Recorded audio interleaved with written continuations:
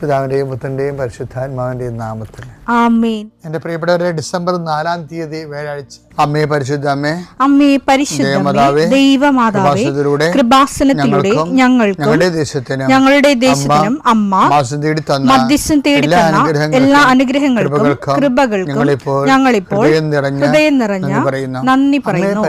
അമ്മേ പരിശുദ്ധമേ, ദൈവമാതാവേ, 2004 ഡിസംബർ 7-ാം തീയതി ഉച്ചകഴിഞ്ഞ് 2:30 കൃപാസനത്തിൽ സംഭവിച്ച അമ്മയുടെ പ്രത്യക്ഷപ്പെടലിനെ കുറിച്ച് തിരുസഭയ്ക്ക് സമർപ്പിച്ചിരിക്കുന്ന പഠനരേഖകളുടെ മേൽ സഭാത്മകമായ പഠനം ആരംഭിക്കുവാൻ ഞങ്ങൾ പ്രാർത്ഥിക്കുന്നു.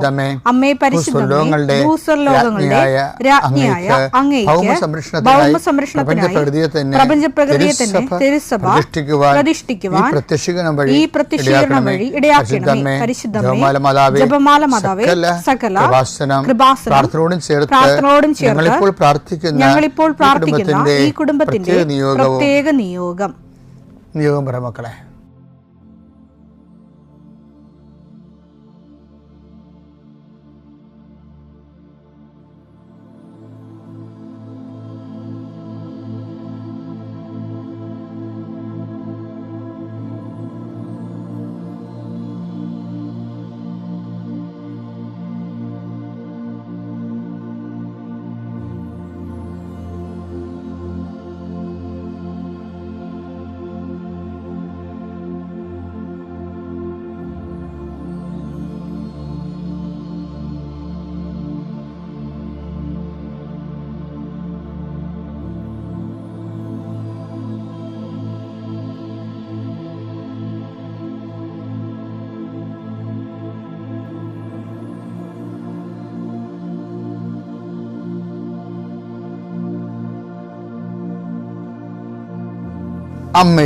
അമ്മയുടെ പ്രത്യക്ഷീകരണത്തിന്റെ ഈ അനുഗ്രഹവേളയിൽ ഞങ്ങൾക്ക് സാധിച്ചു തരുവാൻ കനിയണമേ. ആമേൻ. വിശ്വാസ പ്രമാണം. സർവശക്തനായ പിതാവും ആകാശത്തിന്റെയും ഭൂമിയുടെയും സൃഷ്ടാവുമായ ദൈവത്തിൽ ഞാൻ വിശ്വസിക്കുന്നു. അവിടുത്തെ ഏകപുത്രനും ഞങ്ങളുടെ കർത്താവുമായ ഈശോമിശിഹായിലും ഞാൻ വിശ്വസിക്കുന്നു. ഈ പുത്രൻ പരിശുദ്ധാത്മാവിനാൽ ഗർഭസ്ഥനായി കന്യകാമറിയത്തിൽ നിന്ന് പിറന്ന് പൊന്തിയോസ് പീലാത്തോസിന്റെ കാലത്ത് പീഡകൾ സഹിച്ച് കുരിശിൽ തറയ്ക്കപ്പെട്ട് മരിച്ച് അടക്കപ്പെട്ട് പാതാളങ്ങളിൽ ഇറങ്ങി മരിച്ചവരുടെ ഇടയിൽ നിന്ന് 3-ാം നാൾ ഉയർത്ത് സ്വർഗത്തിലേക്ക് എഴുന്നള്ളി സർവശക്തിയുള്ള പിതാവായ ദൈവത്തിന്റെ വലതുഭാഗത്തിരിക്കുന്നു. അവിടെ നിന്ന് ജീവിക്കുന്നവരെയും മരിച്ചവരെയും വിധിക്കുവാൻ വരുമെന്നും ഞാൻ വിശ്വസിക്കുന്നു. പരിശുദ്ധാത്മാവിലും ഞാൻ വിശ്വസിക്കുന്നു. വിശുദ്ധ കത്തോലിക്കാ സഭയിലും പുണ്യവാന്മാരുടെ ഐക്യത്തിലും പാപങ്ങളുടെ മോചനത്തിലും ശരീരത്തിന്റെ ഉയർപ്പിലും നിത്യമായ ജീവിതത്തിലും ഞാൻ വിശ്വസിക്കുന്നു. ആമേൻ. സുഖസ്ഥനായ ഞങ്ങളുടെ പിതാവേ, അങ്ങയുടെ നാമം പൂജിതമാകണമേ. അങ്ങയുടെ രാജ്യം വരണമേ. അങ്ങയുടെ തിരുമനസ് സ്വർഗത്തിലെ പോലെ ഭൂമിയിലും ആകണമേ. അന്നു വേണ്ടുന്ന ആഹാരം ഇന്ന് ഞങ്ങൾക്ക് തരണമേ. ഞങ്ങളോട് തെറ്റ് ചെയ്യുന്നവരോട് ഞങ്ങൾ ക്ഷമിക്കുന്നത് പോലെ ഞങ്ങളുടെ തെറ്റുകൾ ഞങ്ങളോടും ക്ഷമിക്കണമേ. ഞങ്ങളെ പ്രലോഭനത്തിൽ ഉൾപ്പെടുത്തരുതേ, തിന്മയിൽ ഞങ്ങൾ രക്ഷിക്കണമേ. ആമേൻ. നന്മ നിറഞ്ഞ മറിയമേ, സ്വസ്തി. കർത്താവ് അങ്ങയുടെ കൂടെ സ്ത്രീകളിൽ അങ്ങ് അനുഗ്രഹിക്കപ്പെട്ടവളാകുന്നു. അങ്ങയുടെ ഉദരത്തിൻ ഫലമായി ഈശോ അനുഗ്രഹിക്കപ്പെട്ടവനാകുന്നു. പരിശുദ്ധ മറിയമേ, തമ്പുരാന്റെ അമ്മേ, പാപികളായ ഞങ്ങൾക്ക് വേണ്ടി ഇപ്പോഴും ഞങ്ങളുടെ മരണസമയത്തും തമ്പുരാനോട് അപേക്ഷിക്കണമേ. ആമേൻ. കർത്താവേ, നിന്റെ ഉന്നതമായ നാമത്തിന് സ്വസ്ഥം ചെയ്യുന്നു. കർത്താവേ, നിന്റെ വിശുദ്ധ പൗരോഹിത്യത്തെ മഹത്വപ്പെടുത്തണമേ. കർത്താവേ, സഭയിലുള്ള സാന്നിധ്യം ദൃഢമാക്കണമേ. 39 വർഷം ഞാൻ അർപ്പിച്ച കൃപാന്റെ യുഗതിയായി കൃപാസ്ഥാന ജീവനോടെ പ്രത്യക്ഷപ്പെട്ട മാതാവിൻ്റെ മാധ്യസ്ഥയിൽ അത്താറയിൽ നടന്ന 10,000-കണക്കിന് ആരാധന ശക്തിയാൽ കർത്താവേ, പഠന പരീക്ഷകളിലൊക്കെ എല്ലാം വ്യാപൃതരക്കുന്ന മക്കളെ ആസ്വദിക്കണമേ. വിവാഹം ഒത്തുവരുന്നതിന് വേണ്ടി പ്രാർത്ഥിക്കുന്നവരെ, വിവാഹം നിശ്ചയം ചെയ്തിട്ടുള്ളവരെ, വിവാഹ ദിനങ്ങളെ പ്രതീക്ഷിക്കുന്നവരെ, കർത്താവ് അതിനുവേണ്ടിയുള്ള ചിറ്റവട്ടങ്ങൾ ചെയ്യുന്നവരെ, ഒരുക്കങ്ങൾ നിശ്ചയിക്കുന്നവരെ, സാമ്പത്തികം അന്വേഷിക്കുന്നവരെ, തേടുന്നവരെ കർത്താവ് ആശീർവദിക്കട്ടെ. വിദേശങ്ങളിലേക്ക് പോകാൻ ഉദ്ദേശിക്കുന്നവരും ഡേറ്റ് ഫിക്സ് ചെയ്തവരെ, തിരിച്ചു വരാൻ പോകുന്നവർ, നിങ്ങളുടെ യാത്രകളെ കർത്താവ് ആശീർവദിക്കട്ടെ. നിങ്ങൾ കൊണ്ടുപോകുന്ന രേഖകളെ കർത്താവ് ആശീർവദിക്കട്ടെ. നിങ്ങൾ വരികയും പോവുകയും ചെയ്യുന്നവരെ മനസ്സിൽ വെച്ചിരിക്കുന്ന ഈ മാസത്തെ ലക്ഷ്യങ്ങളെ കർത്താവ് ഏറ്റെടുക്കുകയും നടപ്പിൽപ്പെടുത്തുകയും ചെയ്യട്ടെ. നീ ഏറ്റവും കൂടുതൽ വേദനിക്കുന്ന കാര്യങ്ങൾ എൻ്റെ മകനെക്കുറിച്ചാകാം, മകളെക്കുറിച്ചാകാം, ജീവിത പങ്കാളിയെക്കുറിച്ചാകാം, അത് എന്തു തന്നെയായാലും ഈ പ്രാർത്ഥനയുടെ ശക്തിയാൽ കർത്താവിൻ്റെ രക്തം നിലവ് തളിക്കപ്പെടുകയും നീ അനുഭവിക്കുന്ന സങ്കടങ്ങളിൽ നിന്ന് വിടുവിക്കുകയും ചെയ്യട്ടെ. എൻ്റെ കർത്താവിന് ഉന്നതമായ നാമത്തിൽ മക്കളില്ലാത്തവരെ ആശീർവദിക്കുന്നു. എൻ്റെ കർത്താവ് മക്കളെ ലഭിക്കുന്നതിനായി ആശീർവദിക്കുന്നു. എൻ്റെ കർത്താവ് ഉന്നതമായ നാമത്തിൽ ഗർഭസ്ഥ ശിശുക്കൾക്ക് പ്രശ്നങ്ങളുള്ളവരെ, ആശുപത്രി കിടക്കുന്ന രോഗികളെ, രോഗം ഇതിലൊക്കെ പിടികിട്ടാത്തവരെ,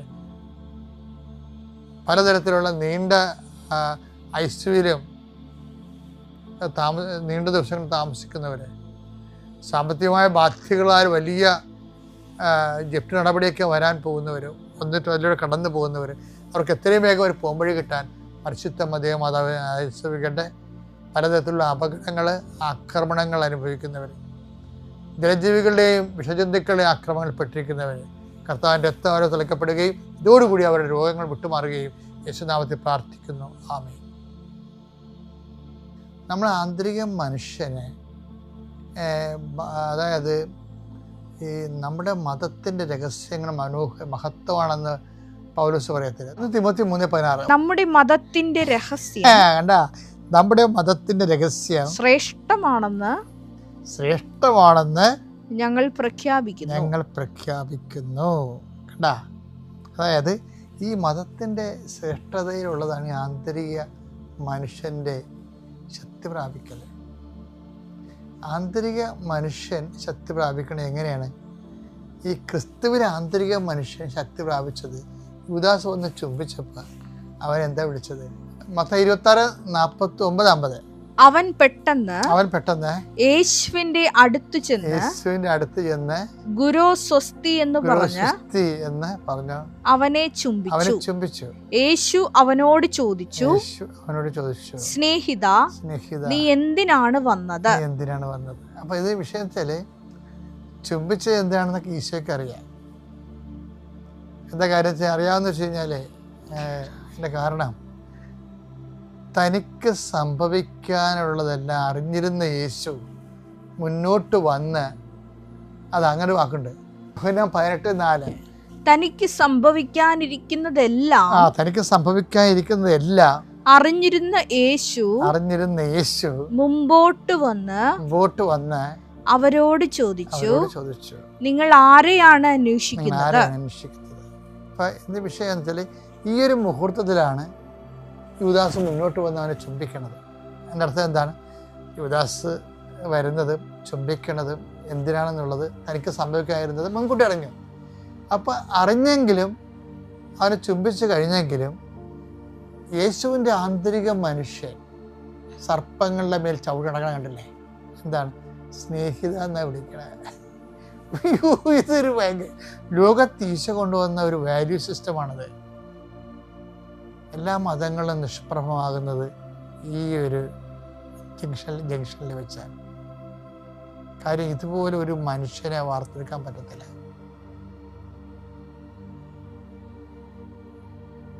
സ്നേഹിത, മനുഷ്യപുത്രനെ ഒരു ചുംബനം കൊണ്ട് നീ ഒറ്റുകൊടുക്കുന്നു. അത് ചൂണ്ടിക്കാണിച്ചാൽ മതിയായിരുന്നു.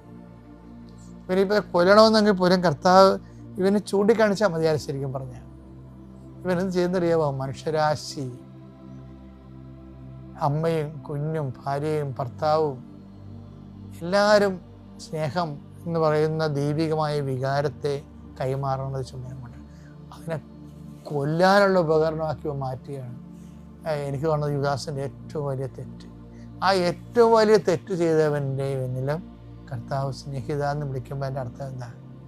ആന്തരിക മനുഷ്യന്റെ ബലം പ്രാപിക്കലാണ്.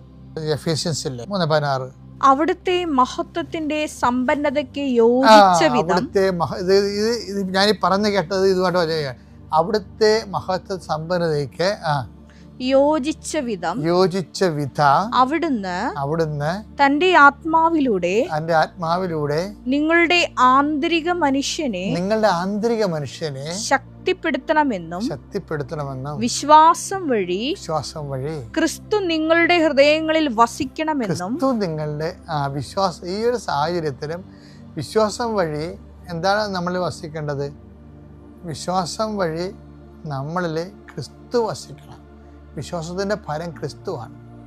വിശ്വാസത്തിൻ്റെ ഫലം അനുഗ്രഹങ്ങൾ മാത്രമല്ല, അതൊക്കെ ആദ്യകാലം ആന്തരിക മനുഷ്യനെ സംബന്ധിച്ചിടത്തോളം വിശ്വാസത്തിൻ്റെ ഫലം ക്രിസ്തുവാണ്.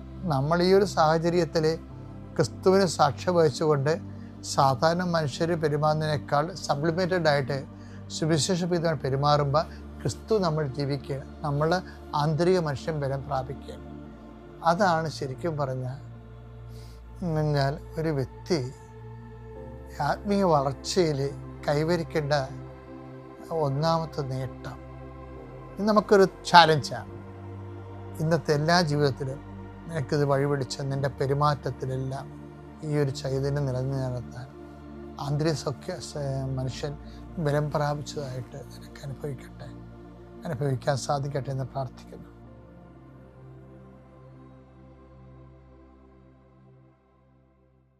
അത്യപൂർവ ദൈവാനുഭവങ്ങൾ ഇനി നിങ്ങൾക്കും സ്വന്തം.